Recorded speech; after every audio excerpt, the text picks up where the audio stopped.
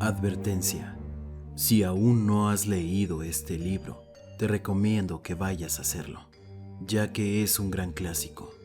Si ya lo leíste, o si no eres muy aficionado a leer, o si te gustaría escucharlo en este formato, entonces quédate.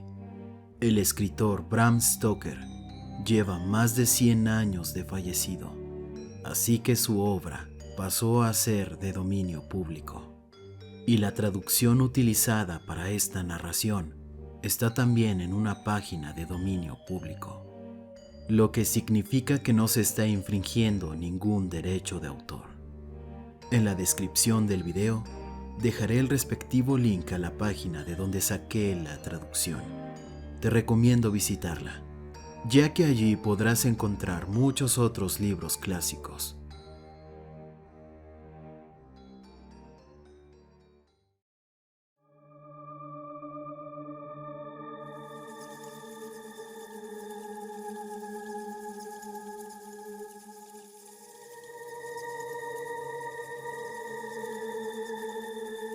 Drácula, de Bram Stoker.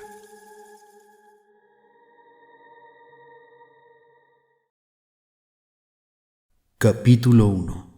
Del diario de Jonathan Harker.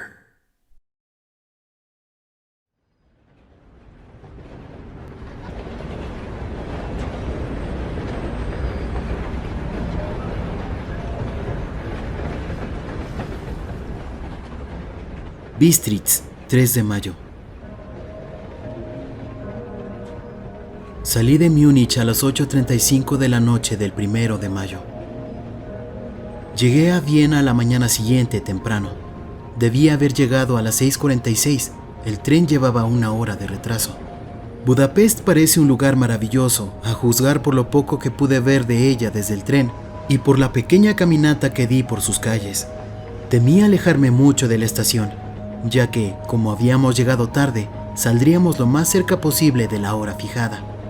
La impresión que tuve fue que estábamos saliendo del oeste y entrando al este, por el más occidental de los espléndidos puentes sobre el Danubio, que aquí es de gran anchura y profundidad. Llegamos a los lugares en otro tiempo sujetos al dominio de los turcos. Salimos con bastante buen tiempo, y era noche cerrada cuando llegamos a Klausenburg, donde pasé la noche en el Hotel Royal. En la comida, o mejor dicho, en la cena, comí pollo preparado con pimentón rojo, que estaba muy sabroso, pero que me dio mucha sed.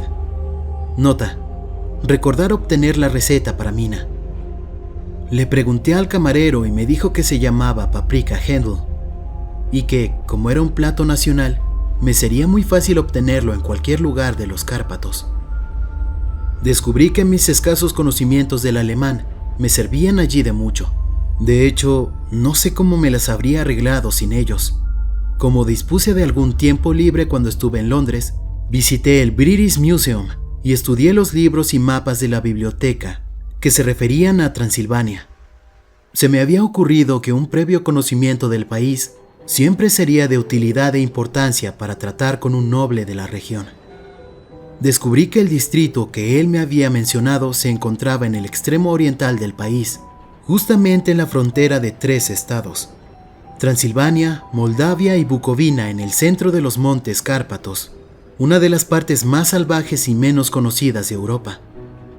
No pude descubrir ningún mapa ni obra que arrojara luz sobre la exacta localización del castillo de Drácula, pues no hay mapas en este país que se puedan comparar en exactitud con los nuestros, pero descubrí que Bistritz, el pueblo de posta mencionado por el conde Drácula, era un lugar bastante conocido. Voy a incluir aquí algunas de mis notas, pues pueden refrescarme la memoria cuando les relate mis viajes a Mina. En la población de Transilvania hay 4 nacionalidades distintas: sajones en el sur y mezclados con ellos los válacos, que son descendientes de los dacios, magiares en el oeste y ezequielos en el este y el norte. Voy entre estos últimos, que aseguran ser descendientes de Atila y los hunos. Esto puede ser cierto, puesto que cuando los magiares conquistaron el país, en el siglo XI, encontraron a los hunos, que ya se habían establecido en él. leo que todas las supersticiones conocidas en el mundo están reunidas en la herradura de los Cárpatos, como si fuese el centro de alguna especie de remolino imaginativo. Si es así, mi estancia puede ser muy interesante. Nota: recordar que debo preguntarle al conde acerca de esas supersticiones. No dormí bien, aunque mi cama era lo suficientemente cómoda, pues tuve toda clase de extraños sueños. Durante toda la noche un perro aulló bajo mi ventana, lo cual puede haber tenido que ver algo con ello, o puede haber sido también el pimentón, puesto que tuve que beberme toda el agua de mi garrafón y todavía me quedé sediento. Ya de madrugada me dormí, pero fui despertado por unos golpes insistentes en mi puerta, por lo que supongo que en esos momentos estaba durmiendo profundamente. Comí más pimentón en el desayuno, una especie de potaje hecho de harina de maíz que dicen era mamaliga y berenjena rellena con picadillo, un excelente plato al cual llaman impletata. Nota: recordar obtener también la receta de esto. Me apresuré a desayunarme, ya que el tren salía un poco después de las 8, o mejor dicho, debió haber salido, pues después de correr a la estación a las 7:30 tuve que aguardar sentado en el vagón durante más de una hora, antes de que nos pusiéramos en movimiento. Me parece que cuando más al este se vaya, menos puntuales son los trenes. ¿Cómo serán en China? Pareció que durante todo el día vagamos a través de un país que estaba lleno de toda clase de bellezas. A veces vimos pueblecitos o castillos en la cúspide de empinadas colinas, tales como se ven en los antiguos misales. Algunas veces corrimos a la par de ríos y arroyuelos, que por el amplio y pedregoso margen a cada lado de ellos parecían estar sujetos a grandes inundaciones. Se necesita una gran cantidad de agua con una corriente muy fuerte para poder limpiar la orilla exterior de un río. En todas las estaciones había grupos de gente, algunas veces multitudes, y con toda clase de atuendos. Algunos de ellos eran exactamente iguales a los campesinos de mi país o a los que había visto cuando atravesaba Francia y Alemania, con chaquetas cortas y sombreros redondos y pantalones hechos por ellos mismos. Pero otros eran muy pintorescos. Las mujeres eran muy bonitas, excepto cuando uno se las acercaba, pues eran bastante gruesas alrededor de la cintura. Todas llevaban largas mangas blancas y la mayor parte de ellas tenían anchos cinturones con un montón de flecos de algo que les colgaba como en los vestidos de un ballet, pero por supuesto que llevaban enaguas bajo de ellos. Las figuras más extrañas que vimos fueron los eslovacos, que eran más bárbaros que el resto, con sus amplios sombreros de vaquero y grandes pantalones bombachos y sucios, camisas blancas de lino y enormes pesados cinturones de cuero, casi de un pie de ancho, completamente tachonados con clavos de hojalata. Usaban botas altas, con los pantalones metidos dentro de ellas, y tenían el pelo largo y negro, y bigotes negros y pesados. Eran muy pintorescos, pero no parecían simpáticos. En cualquier escenario se les reconocería inmediatamente como alguna vieja pandilla de bandoleros. Sin embargo, me dicen que son bastante inofensivos y, lo que es más, bastante tímidos. Ya estaba anocheciendo cuando llegamos a Bistris, que es una antigua localidad muy interesante. Como está prácticamente en la frontera, pues el paso de Borgo conduce desde ahí a Bucovina, ha tenido una existencia bastante agitada, y desde luego pueden verse las señales de ella. Hace 50 años se produjeron grandes incendios que causaron terribles estragos en 5 ocasiones diferentes. A comienzos del siglo XVII sufrió un sitio de 3 semanas y perdió 13,000 personas, y a las bajas de la guerra se agregaron las del hambre y las enfermedades. El conde Drácula me había indicado que fuese al hotel Golden Crown, el cual, para mi gran satisfacción, era bastante anticuado, pues por supuesto, yo quería conocer todo lo que me fuese posible de las costumbres del país. Evidentemente me esperaban, pues cuando me acerqué a la puerta me encontré frente a una mujer ya entrada en años, de rostro alegre, vestida a la usanza campesina, ropa interior blanca, con un doble delantal por delante y por detrás, de tela vistosa, tan ajustado al cuerpo que no podría calificarse de modesto. Cuando me acerqué, ella se inclinó y dijo: ¿El señor inglés? Sí, le respondí. Jonathan Harker. Ella sonrió y le dio algunas instrucciones a un hombre anciano en camisa de blancas mangas que la había seguido hasta la puerta. El hombre se fue, pero regresó inmediatamente con una carta.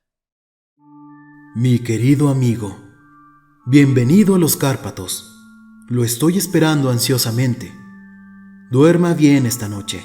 Mañana a las 3 saldrá la diligencia para Bucovina. Ya tiene un lugar reservado. En el desfiladero de Burgo mi carruaje lo estará esperando y lo traerá a mi casa. Espero que su viaje desde Londres haya transcurrido sin tropiezos y que disfrute su estancia en mi bello país. Su amigo, Drácula. 4 de mayo. Averigüé que mi posadero había recibido una carta del conde, ordenándole que aseguraran el mejor lugar del coche para mí. Pero al inquirir acerca de los detalles, se mostró un tanto reticente y pretendió no poder entender mi alemán. Esto no podía ser cierto, porque hasta esos momentos lo había entendido perfectamente. Por lo menos respondía a mis preguntas exactamente como si las entendiera. Él y su mujer, la anciana que me había recibido, se miraron con temor. Él murmuró que el dinero le había sido enviado en una carta y que era todo lo que sabía. Cuando le pregunté si conocía al conde Drácula y si podía decirme algo de su castillo, tanto él como su mujer se persignaron y diciendo que no sabían nada de nada, se negaron simplemente a decir nada más. Era ya tan cerca la hora de partida que no tuve tiempo de preguntarle a nadie más, pero todo me parecía muy misterioso y de ninguna manera tranquilizante. Unos instantes antes de que saliera, la anciana subió hasta mi cuarto y dijo con voz nerviosa: ¿Tiene que ir?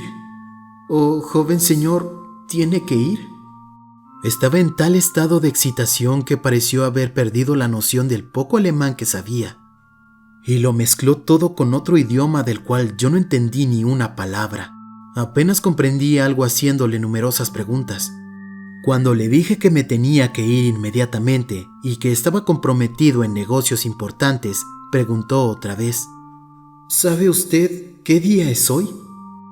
Le respondí que era el 4 de mayo. Ella volvió la cabeza y habló otra vez. Oh, sí, eso ya lo sé, pero ¿sabe usted qué día es hoy? Al responderle yo que no le entendía, ella continuó: Es la víspera del día de San Jorge. ¿No sabe usted que hoy por la noche, cuando el reloj marque la medianoche, todas las cosas demoníacas del mundo tendrán pleno poder? ¿Sabe usted a dónde va y a lo que va? Estaba en tal grado de desesperación que yo traté de calmarla, pero sin efecto. Finalmente cayó de rodillas y me imploró que no fuera, que por lo menos esperara 1 o 2 días antes de partir. Todo aquello era bastante ridículo, pero yo no me sentí tranquilo. Sin embargo, tenía un negocio que arreglar y no podía permitir que nada se interpusiera. Por lo tanto, traté de levantarla y le dije, tan seriamente como pude, que le agradecía, pero que mi deber era imperativo y yo tenía que partir. Entonces ella se levantó y secó sus ojos, y tomando un crucifijo de su cuello me lo ofreció. Yo no sabía qué hacer, pues como fiel de la iglesia anglicana, me he acostumbrado a ver semejantes cosas como símbolos de idolatría, y sin embargo, me pareció descortés rechazárselo a una anciana con tan buenos propósitos y en tal estado mental. Supongo que ella pudo leer la duda en mi rostro, pues me puso el rosario alrededor del cuello y dijo: «Por amor a su madre», y luego salió del cuarto. Estoy escribiendo esta parte de mi diario mientras espero el coche, que, por supuesto, está retrasado, y el crucifijo todavía cuelga alrededor de mi cuello.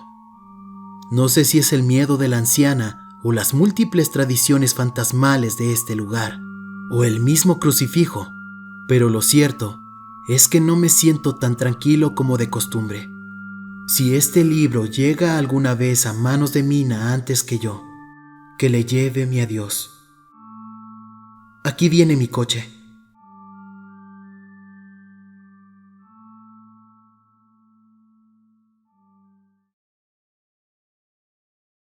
5 de mayo. El castillo. La oscuridad de la mañana ha pasado y el sol está muy alto sobre el horizonte distante, que parece perseguido, no sé si por árboles o por colinas, pues está tan alejado que las cosas grandes y pequeñas se mezclan. No tengo sueño y, como no se me llamará hasta que despierte solo, naturalmente escribo hasta que llegue el sueño. Hay muchas cosas raras que quisiera anotar, y para que nadie al leerlas pueda imaginarse que cené demasiado bien antes de salir de Bistritz, también anotaré exactamente mi cena. Cené lo que ellos llaman biftec robado, con rodajas de tocino, cebolla y carne de res, todo sazonado con pimiento rojo ensartado en palos y asado, en el estilo sencillo de la carne de gato de Londres. El vino era Mairie-Esch dorado, que produce una rara picazón en la lengua, la cual, sin embargo, no es desagradable. Solo bebí un par de vasos de este vino y nada más. Cuando llegué al coche, el conductor todavía no había tomado su asiento y lo vi hablando con la dueña de la posada.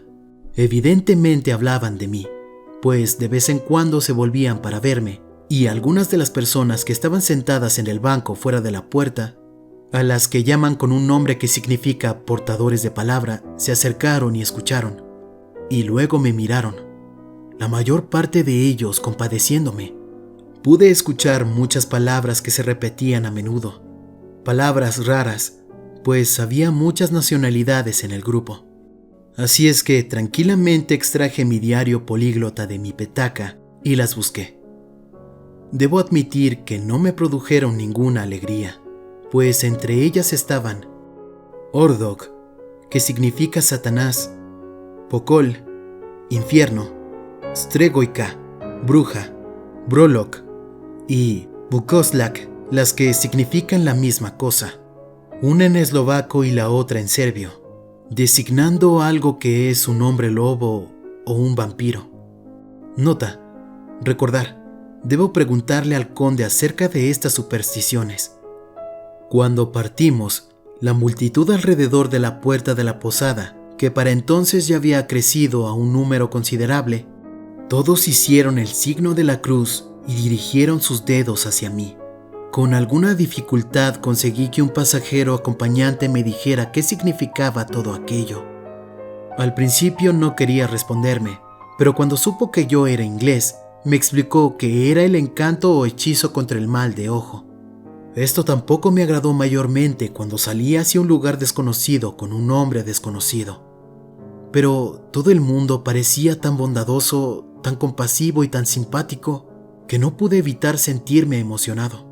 Nunca olvidaré el último vistazo que eché al patio interior de la posada y su multitud de pintorescos personajes, todos persignándose mientras estaban alrededor del amplio pórtico, con su fondo de rico follaje de adelfas y árboles de naranjo en verdes tonelitos agrupados en el centro del patio. Entonces nuestro conductor, cuyo amplio pantalón de lino cubría todo el asiento frontal, ellos lo llaman Gotza, fustigó su gran látigo sobre los 4 pequeños caballos que corrían de 2 en 2, e iniciamos nuestro viaje. Pronto perdí de vista y de la memoria los fantasmales temores en la belleza de la escena por la que atravesábamos. Aunque si yo hubiese conocido el idioma, o mejor, si los idiomas que hablaban mis compañeros de viaje, es muy posible que no hubiese sido capaz de deshacerme de ellos tan fácilmente. Ante nosotros se extendía el verde campo inclinado lleno de bosques, con amplias empinadas colinas aquí y allá, coronadas con cúmulos de tréboles o con casas campesinas, con sus paredes vacías viendo hacia la carretera. Por todos lados había una enloquecedora cantidad de frutos en flor: manzanas, ciruelas, peras y fresas. Y a medida que avanzábamos, pude ver cómo la verde hierba bajo los árboles estaba cuajada con pétalos caídos.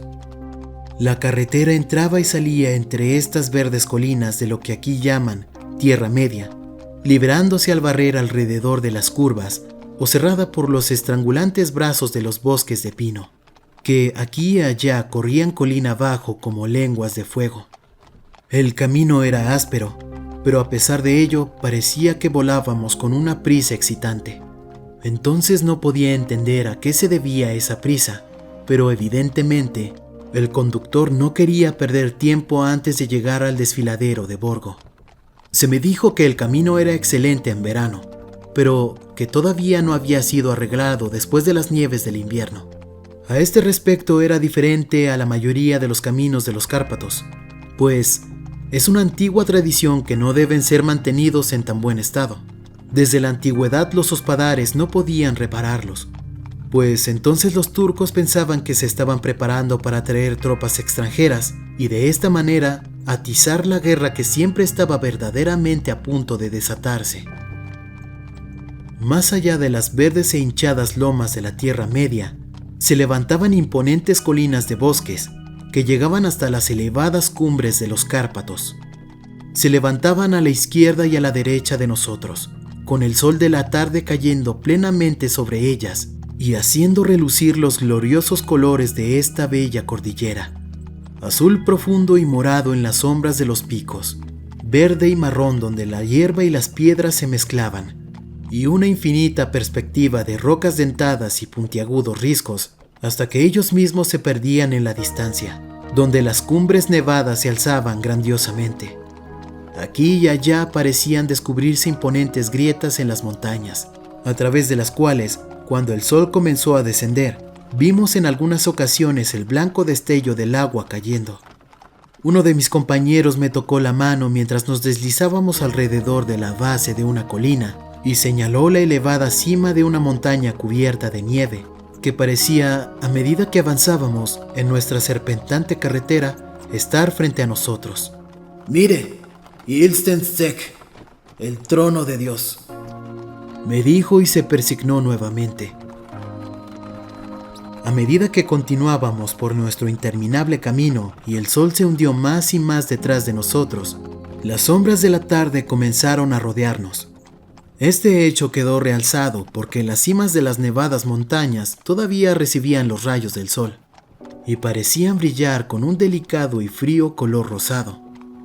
Aquí y allá pasábamos entre checos y eslovacos, todos en sus pintorescos atuendos, pero noté que el bocio prevalecía dolorosamente. A lo largo de la carretera había muchas cruces, y a medida que pasábamos, todos mis compañeros se persignaron ante ellas.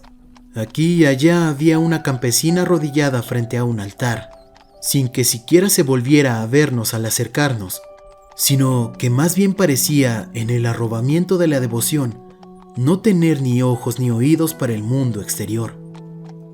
Muchas cosas eran completamente nuevas para mí. Por ejemplo, hacinas de paja en los árboles, y aquí y allá muy bellos grupos de sauces llorones, con sus blancas ramas brillando como plata a través del delicado verde de las hojas. Una y otra vez pasamos un carromato, la carretera ordinaria de los campesinos, con su vértebra larga, culebreante, calculada para ajustarse a las desigualdades de la carretera. En cada uno de ellos iba sentado un grupo de campesinos que regresaban a sus hogares, los checos con sus pieles de oveja blancas y los eslovacos con las suyas de color. Estos últimos llevaban a guisa de lanzas sus largas duelas, con un hacha en el extremo. Al comenzar a caer la noche se sintió mucho frío, y la creciente penumbra pareció mezclar en una sola bruma la lobreguez de los árboles, robles, hayas y pinos. Aunque en los valles que corrían profundamente a través de los surcos de las colinas, a medida que ascendíamos hacia el desfiladero, se destacaban contra el fondo de la tardía nieve los oscuros abetos.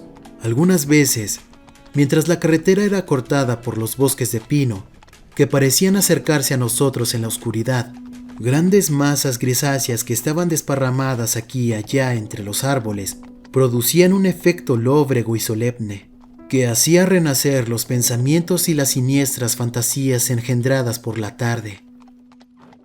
Mientras que el sol poniente parecía arrojar un extraño consuelo a las fantasmales nubes que, entre los Cárpatos, parece que vagabundean incesantemente por los valles. En ciertas ocasiones las colinas eran tan empinadas que, a pesar de la prisa de nuestro conductor, los caballos solo podían avanzar muy lentamente. Yo quise descender del coche y caminar al lado de ellos, tal como hacemos en mi país, pero el cochero no quiso saber nada de eso. No, me dijo, no debe usted caminar aquí. Los perros son muy fieros, dijo, y luego añadió con lo que evidentemente parecía ser una broma macabra, pues miró a su alrededor para captar las sonrisas afirmativas de los demás. Ya tendrá usted suficiente que hacer antes de irse a dormir. Así fue que la única palabra que hizo durante un momento sirvió para que encendiera las lámparas. Al oscurecer pareció que los pasajeros se volvían más nerviosos y continuamente le estuvieron hablando al cochero uno tras otro, como si le pidieran que aumentara la velocidad. Fustigó a los caballos inmisericordiamente con su largo látigo y con salvajes gritos de aliento trató de obligarlos a mayores esfuerzos. Entonces, a través de la oscuridad, pude ver una especie de mancha de luz gris delante de nosotros, como si hubiese una hendidura en las colinas. La intranquilidad de los pasajeros aumentó. El loco carruaje se bamboleó sobre sus grandes resortes de cuero y se inclinó hacia uno y otro lado como un barco flotando sobre un mar proceloso. Yo tuve que sujetarme. El camino se hizo más nivelado y parecía que volábamos sobre él. Entonces, las montañas parecieron acercarse a nosotros desde ambos lados, como si quisiesen estrangularnos, y nos encontramos en la entrada del desfiladero de Borgo. Uno por uno todos los pasajeros me ofrecieron regalos, insistiendo de una manera tan sincera que no había modo de negarse a recibirlos. Desde luego, los regalos eran de muy diversas y extrañas clases, pero cada uno me lo entregó de tan buena voluntad, con palabras tan amables y con una bendición, esa extraña mezcla de movimientos temerosos que ya había visto en las afueras del motel de Bistritz, el signo de la cruz y el hechizo contra el mal de ojo. Entonces, al tiempo que volábamos, el cochero se inclinó hacia adelante y a cada lado. Los pasajeros, apoyándose sobre las ventanillas del coche, escudriñaron ansiosamente la oscuridad. Era evidente que se esperaba que sucediera algo raro, pero aunque le pregunté a cada uno de los pasajeros, ninguno me dio la menor explicación. Este estado de ánimo duró algún tiempo, y al final vimos cómo el desfiladero se abría hacia el lado oriental. Sobre nosotros pendían oscuras y tenebrosas nubes, y el aire se encontraba pesado, cargado con la opresiva sensación del trueno. Parecía como si la cordillera separara dos atmósferas, y que ahora hubiésemos entrado en la atmósfera. Yo mismo me puse a buscar el vehículo que debía llevarme hasta la residencia del conde. A cada instante esperaba ver el destello de lámparas a través de la negrura, pero todo se quedó en la mayor oscuridad. La única luz provenía de los parpadeantes rayos de luz de nuestras propias lámparas, en las cuales los vaos de nuestros agotados caballos se elevaban como nubes blancas. Ahora pudimos ver el arenoso camino extendiéndose blanco frente a nosotros, pero en él no había ninguna señal de un vehículo. Los pasajeros se reclinaron con un suspiro de alegría, que parecía burlarse de mi propia desilusión. Ya estaba pensando qué podía hacer en tal situación, cuando el cochero, mirando su reloj, dijo a los otros algo que apenas pude oír. Tan suave y misterioso fue el tono en que lo dijo. Creo que fue algo así como 1 hora antes de tiempo. Entonces se volvió a mí y me dijo en un alemán peor que el mío: no hay ningún carruaje aquí después de todo. Nadie espera al señor. Será mejor que ahora venga a Bucovina y regrese mañana o al día siguiente. Mejor al día siguiente. Mientras hablaba, los caballos comenzaron a pifar y a relinchar, y a encabritarse tan salvajemente que el cochero tuvo que sujetarlos con firmeza. Entonces, en medio de un coro de alaridos de los campesinos que se persignaban apresuradamente, apareció detrás de nosotros una calesa. Nos pasó y se detuvo al lado de nuestro coche. Por la luz que desprendían nuestras lámparas al caer los rayos sobre ellos, pude ver que los caballos eran unos espléndidos animales, negros como el carbón, estaban conducidos por un hombre alto, con una larga barba grisácea y un gran sombrero negro, que parecía ocultar su rostro de nosotros. Solo pude ver el destello de un par de ojos muy brillantes que parecieron rojos al resplandor de la lámpara. En los instantes en que el hombre se volvió a nosotros, se dirigió al cochero. «Usted llegó muy temprano hoy, mi amigo». El hombre replicó balbuceando. El señor inglés tenía prisa». Entonces el extraño volvió a hablar. «Supongo entonces que por eso usted deseaba que él siguiera hasta Bucovina. No puede engañarme, mi amigo. Sé demasiado y mis caballos son veloces». Y al hablar sonrió, y cuando la luz de la lámpara cayó sobre su fina y dura boca, con labios muy rojos, sus agudos dientes se brillaron blancos como el marfil. Uno de mis compañeros le susurró a otro aquella frase de la Leonora de Burger: «Den die Toten reiten schnell», pues los muertos viajan velozmente. El extraño conductor escuchó evidentemente las palabras, pues alzó la mirada con una centellante sonrisa. El pasajero escondió el rostro al mismo tiempo que hizo la señal con los 2 dedos y se persignó. «Dadme el equipaje del señor», dijo el extraño cochero. Con una presteza excesiva, mis maletas fueron sacadas y acomodadas en la caleza. Luego descendí del coche, pues la caleza estaba situada a su lado, y el cochero me ayudó con una mano que asió mi brazo como un puño de acero. Su fuerza debía ser prodigiosa. Sin decir palabra, agitó las riendas, los caballos dieron media vuelta y nos deslizamos hacia la oscuridad del desfiladero. Al mirar hacia atrás vi el vaho de los caballos del coche a la luz de las lámparas, y proyectadas contra ella las figuras de mis hasta hacía poco compañeros persignándose.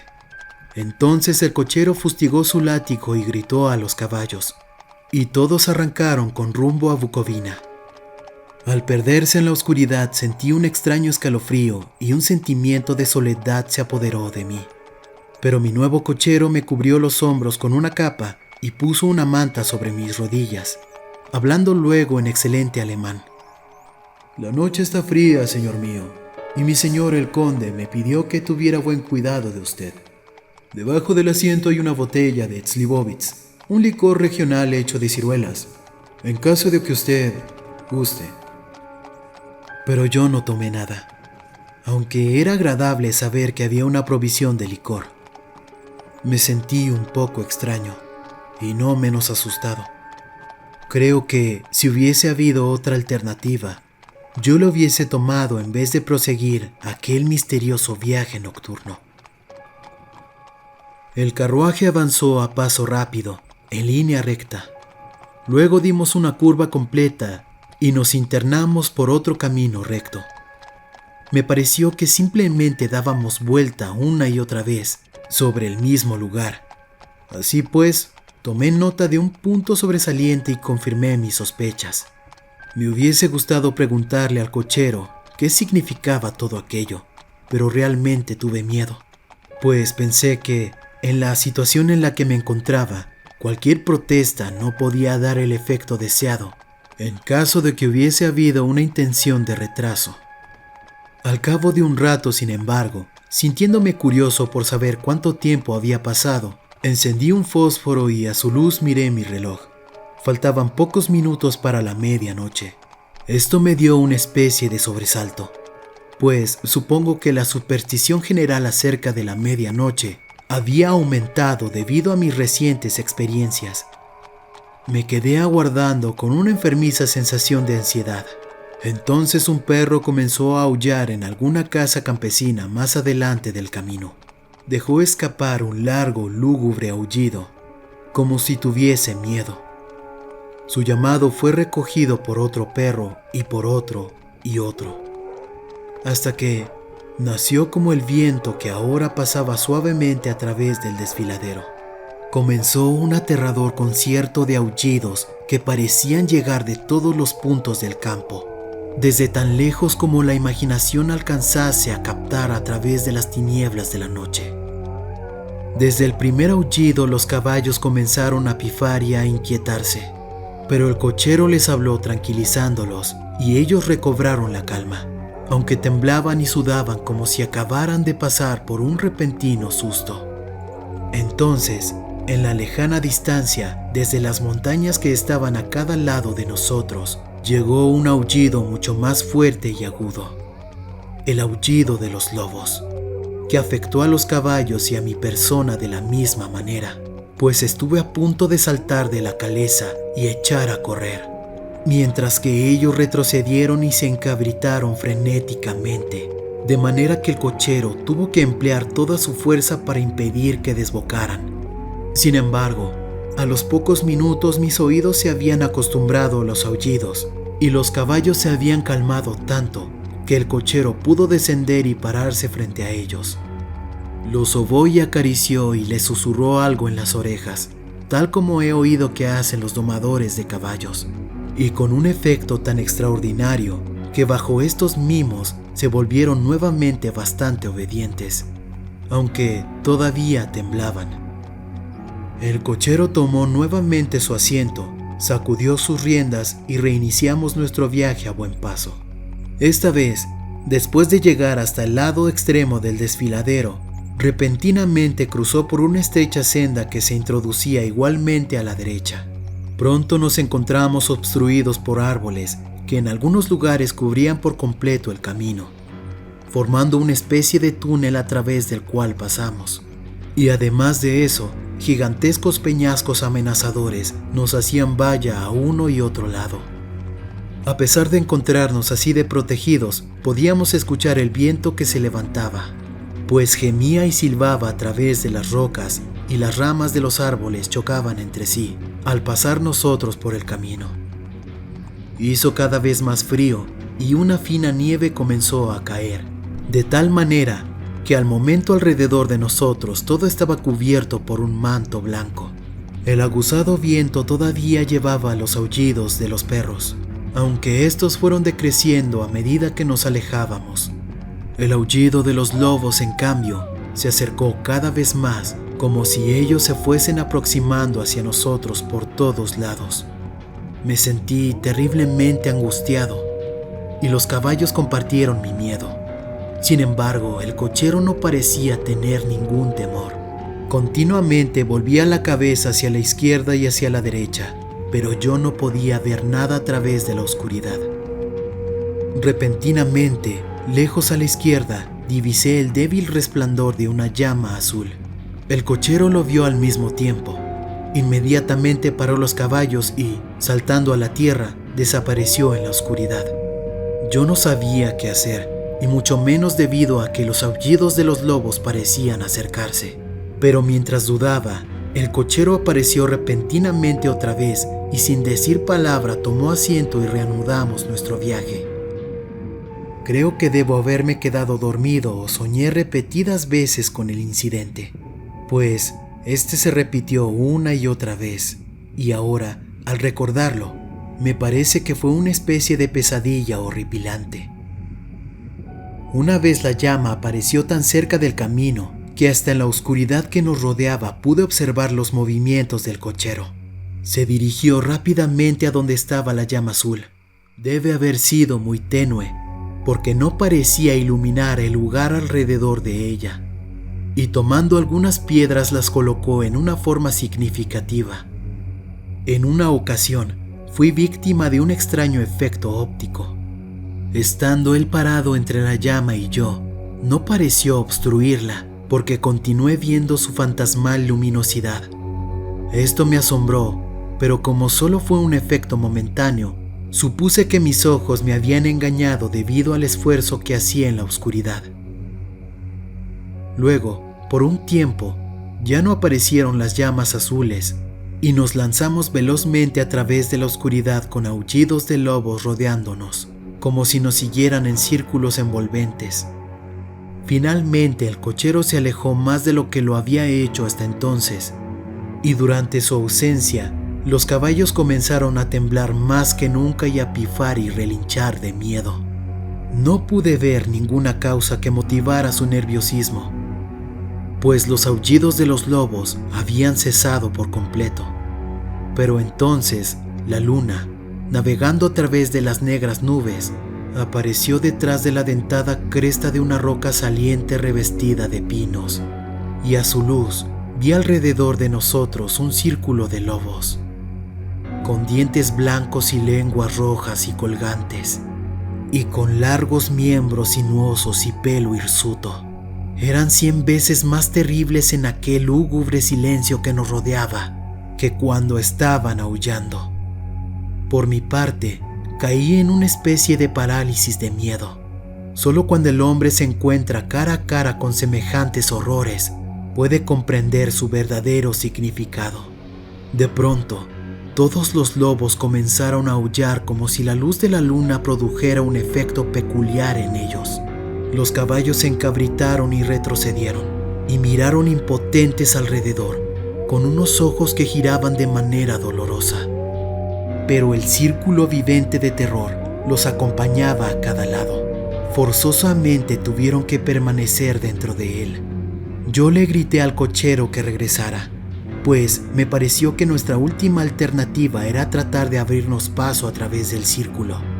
Y para ayudarle a su regreso, grité y golpeé a un lado de la caleza, esperando que el ruido espantara a los lobos de aquel lado y así él tuviese oportunidad de subir al coche. Cómo finalmente llegó, es cosa que no sé, pero escuché su voz alzarse en un tono de mando imperioso, y mirando hacia el lugar de donde provenía, lo vi parado en medio del camino. Agitó sus largos brazos como si tratase de parar un obstáculo impalpable, y los lobos se retiraron. Justamente en esos momentos, una pesada nube pasó a través de la cara de la luna, de modo que volvimos a sumirnos en la oscuridad. Cuando pude ver otra vez, el conductor estaba subiendo a la caleza y los lobos habían desaparecido. Todo esto fue tan extraño y misterioso que fui sobrecogido por un miedo pánico y no tuve valor para moverme ni para hablar. El tiempo pareció interminable mientras continuamos nuestro camino, ahora en la más completa oscuridad, pues las negras nubes oscurecían la luna. Continuamos ascendiendo, con ocasionales periodos de rápidos descensos, pero ascendiendo la mayor parte del tiempo.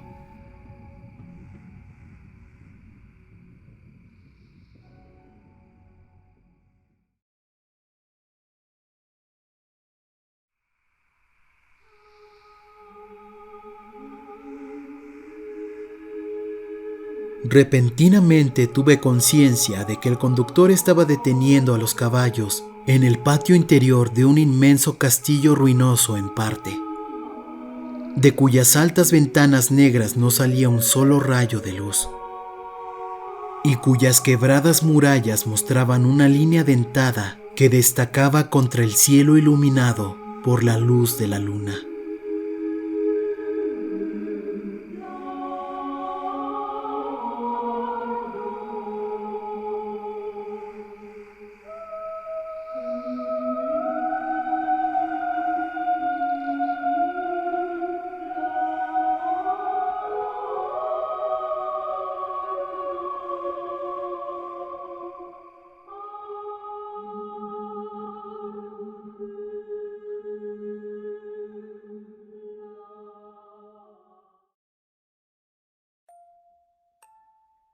Gracias por ver el video.